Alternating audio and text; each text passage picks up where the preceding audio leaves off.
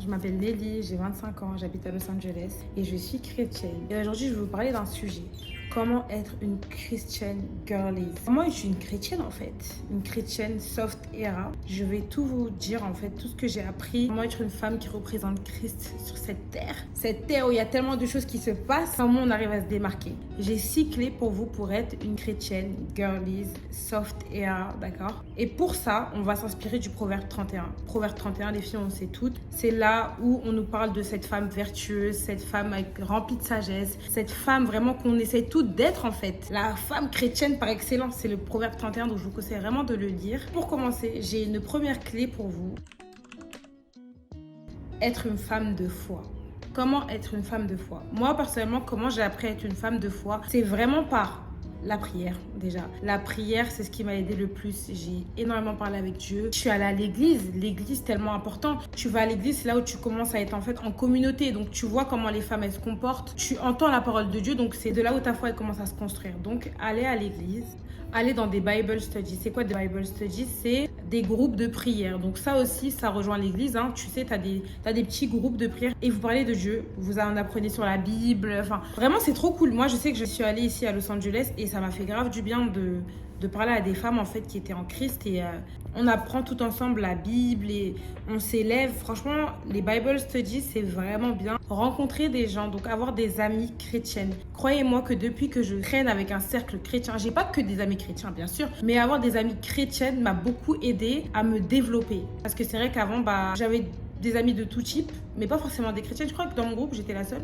Ouais, je traînais la plupart du temps avec des musulmanes. Et c'est vrai on a plutôt bien grandi ensemble. On n'a pas fait des trucs crazy. C'est vrai que là, depuis que là, j'ai 25 ans, j'ai eu mes copines totalement chrétiennes. Et en fait, ça fait du bien d'avoir des gens qui partagent réellement ta religion, tu vois. Même si, voilà, j'aime toujours autant mes copines et tout. Hein, mais c'est vrai qu'avoir des copines qui partagent ta religion, qui te comprennent de A à Z, qui peuvent prier pour toi, qui peuvent te conseiller, ça fait du bien. Donc vraiment, avoir des copines, un entourage chrétien, ça va vraiment t'aider à grandir dans ta foi. Et la dernière chose, c'est regarder des vidéos. Moi, personnellement, quand j'ai commencé ma foi, ce qui m'a beaucoup aidé, c'est EMCI TV. Alors, quand tu regardes EMCI TV, tu vas voir qu'il y a plusieurs vidéos. Il y a des vidéos spécialement pour les femmes, donc À table avec Annabelle, encore Parole de femme. Franchement, c'est EMCI TV, ça m'a énormément aidé dans ma foi. Deuxième petit tips, les filles. Votre manière de parler. Est-ce que tu es le genre de fille à être positive, qui va déclarer les bonnes choses sur ta vie, déclarer les bonnes choses sur la vie de ton entourage? Tu es le genre de fille à toujours être négative, à toujours dire « Oh non, je sais qu'il va m'arriver ça. Oh non, j'ai pas réussi ça. Oh non. » Genre toujours négative. Vous n'avez pas idée à quel point vos paroles ont du poids. Vous n'avez vraiment pas idée. C'est pour ça que Dieu, il nous dit dans sa parole, Proverbe 15, verset 4, « Une parole réconfortante est comme un arbre de vie, une parole cruelle et démoralisante. » C'est pour vous montrer vraiment quand vous avez des paroles vraiment démoralisantes. Si Dieu voit ça comme un arbre de vie, c'est que tes paroles, elles ont du poids. Genre, tu peux tout changer avec des bonnes paroles. Donc vraiment, les filles, apprenez à proclamer les bonnes choses sur vos vies parce que ça a du poids. Il y a un verset qui dit la mort et la vie est au pouvoir de la langue. Je sais plus c'est quel verset, mais si je le retrouve, je le mettrai là. Et les filles, c'est vraiment vrai. Il faut que vous appreniez à parler en proclamant que des bonnes choses sur votre vie, sur la vie de votre entourage. Je vous assure que ça changera énormément de choses pour vous. Les paroles mènent aussi à la sagesse. Ta manière de parler, ta manière d'être mène à la sagesse. Les femmes, on doit avoir la sagesse en nous. Donnez aussi un verset par rapport à ça. Proverbe 14, verset 1. Une femme pleine de sagesse assure la solidité d'un foyer, mais une femme sotte le détruit de ses propres mains. À tel point, votre sagesse, elle peut tout changer.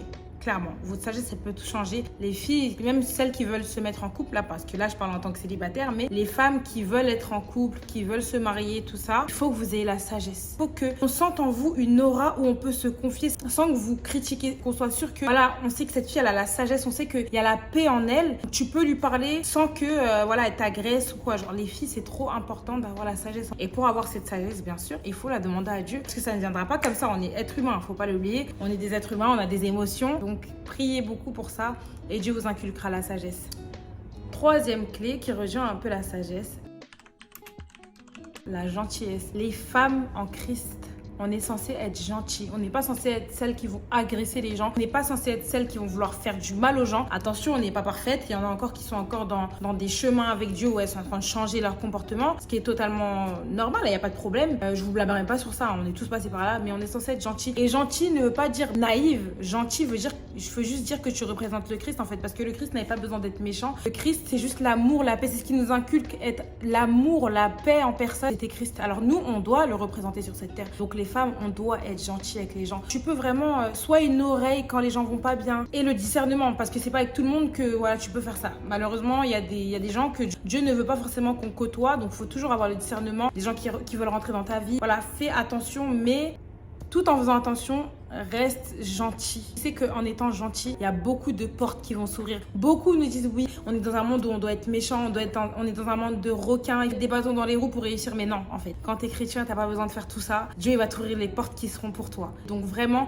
tu n'as pas besoin d'être méchant pour réussir ta vie. Quatrième petit tips. Être une bosseuse. Une femme en Christ est une bosseuse. Une femme chrétienne ne remet pas les choses à deux mains, d'accord? Elle n'est pas paresseuse, elle bosse, elle essaie de faire son argent comme elle peut, légalement bien sûr, mais doit être des businesswomen, d'accord? Peu importe comment tu commences, voilà, il y a plusieurs manières de faire de l'argent. Demande juste à Dieu. Il y a des projets pour tout le monde, d'accord? Donc en fait, vraiment les filles, regardez, il y a un verset qui en parle justement des femmes bosseuses. Proverbe 31, verset 17. Elle se met au travail avec énergie et ne laisse jamais ses bras inactifs. La femme du Proverbe 31 était une bosseuse. Les femmes, on doit être des bosseuses, pas des filles qui attendent que l'argent vienne dans leurs mains. Non, non, non, tu te lèves et tu bosses en fait. Et arrête de remettre les choses à demain parce que demain n'est pas garanti. Et ça, c'est des choses qu'on oublie souvent les filles. Alors quand tu as quelque chose à faire, fais-le. Fais-le, d'accord? Donc, je vous encourage les filles à être des bosseuses, des boss ladies. Parce que tu en as toutes les capacités. N'oublie jamais ça. Cinquième petit tips, être généreuse. Les filles chrétiennes doivent être généreuses. Les filles, Dieu nous dit dans sa parole, Proverbe 31, verset 20, elle tend une main secourable aux malheureux, elle est généreuse envers les pauvres. Les femmes chrétiennes, on doit être généreuses. C'est être attaché à l'argent, d'accord? Ça ne sert strictement à rien. Oui, d'accord, on essaie de faire fructifier notre argent. Et quand tu vois que tu peux tendre la main à quelqu'un, fais-le en fait. Et c'est ce que Dieu il nous pousse à faire. Lui, il l'a fait. Quand il était encore sur cette terre, Jésus, il l'a fait. Il a nourri 5000 hommes, il a fait tellement de miracles, il a tellement aidé les gens et c'est ce qui nous inculque, aider quand vous le pouvez. Si vous pouvez, faites des maraudes, aider les pauvres, essayez de parler avec des gens qui sont dans la rue. Quand vous voyez des personnes âgées, par exemple, qui ont des sacs trop lourds, essayez d'aider. Genre, soyez des filles en qui on peut voir en fait la lumière du Christ. C'est trop important aux yeux de Dieu qu'on soit généreux. Donc, faites-le. Quand tu peux aider, aide. Quand tu peux aider quelqu'un qui est dans la détresse, quelqu'un qui est pas bien, qui a perdu peut-être une personne de ton entourage, sois là pour elle, prie pour elle. Sois toujours là pour les gens en fait. Et ça, Dieu, c'est une de ses qualités et il veut qu'on soit comme lui. Donc, la générosité, c'est important. Ne t'endette pas non plus, voilà, mais juste aide quand tu peux. Fais-le, vraiment. Et le discernement de qui vous devez aider aussi. Priez aussi par rapport à ça. Et Dieu nous demande d'être généreux, donc faites-le. Et le dernier petit tips, donc le 6e, s'habiller modestement.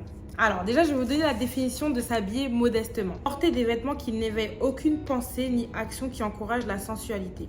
Donc ça, c'est la définition. En fait, moi, je dis, la modestie, c'est propre à chacun. On sait qu'on doit représenter le Christ. Ça veut dire que de la manière comment tu t'habilles, pense à Dieu, il est en face de toi et il te voit comment tu t'habilles. Est-ce que comment tu t'habilles, ça le représente? Est-ce que quand les gens, ils te voient, ils te disent, ah ouais, elle, genre, il a des pensées un peu bizarres envers toi ou c'est en mode oh là là qu'est-ce qu'elle est classe ou qu'est-ce qu'elle dégage quelque chose, genre vraiment les filles il faut vraiment qu'on prête attention à ça. Oui, il y en a, j'ai déjà fait des vidéos sur le fait de s'habiller modestement, faut pas mettre des crop-tops ou mettre des trucs qui dévoilent trop. T'en avais qui me disaient, des féministes qui disaient ouais mais faut pas penser à ce que les hommes ils pensent, on s'en fiche de ce que les gens pensent, enfin de ce que les hommes pensent, on s'en fiche. Non en fait on s'en fiche pas parce que même Dieu il nous le dit clairement dans 1 Timothée 2 verset 9, je désire aussi que les femmes s'habillent d'une façon décente, avec modestie et simplicité, qu'elles ne sortent ni de coiffure compliquée, ni de bijoux d'or, ni de perles, ni de vêtements luxueux. Pour Dieu, en fait, la femme modeste, c'est une femme simple. Genre vraiment, la pudique, en fait. Il faut être pudique, les filles. Et vraiment, c'est à vous de voir comment vous voyez la modestie parce que c'est vraiment propre à chacun. En tout cas, ça, c'est des conseils de Dieu. Il veut qu'on soit modeste. Il veut que, voilà, qu'on n'attire pas le regard bizarrement, genre des hommes qui pensent bizarrement, mais qu'on attire vraiment plutôt le respect, la pudeur, la classe. Les filles, vraiment, Je sais qu'il y en a plein qui sont encore dans cette marche avec Dieu où ils essaient de changer leur manière de s'habiller. Et ça viendra. Ne vous mettez pas la pression par rapport à ça. Parce que plus tu vas te rapprocher de Dieu, plus il te montrera ce qui va pas. Plus il te fera te sentir mal, t'habiller d'une certaine manière. Tu vas sentir que tu es en pleine transition. Même un jour, tu vas te lever, tu vas jeter tous tes habits impudiques. Tu vas voir. Donc franchement, ne te mets pas la pression sur ça, ça viendra. Et je sais que Dieu va te toucher dans tous les cas. Donc voilà les filles, c'était mes 6 conseils pour être une fille chrétienne, soft girl era, et j'espère que vraiment ça vous a touché. J'espère que ça va vous aider dans votre marche avec Christ. Vraiment, je tiens vraiment à mettre ce point. Ne vous mettez pas la pression. Ça viendra quand ça viendra et Dieu vous touchera. D'accord? Priez beaucoup pour changer et Dieu vous touchera. Voilà les filles, je vous fais des gros bisous.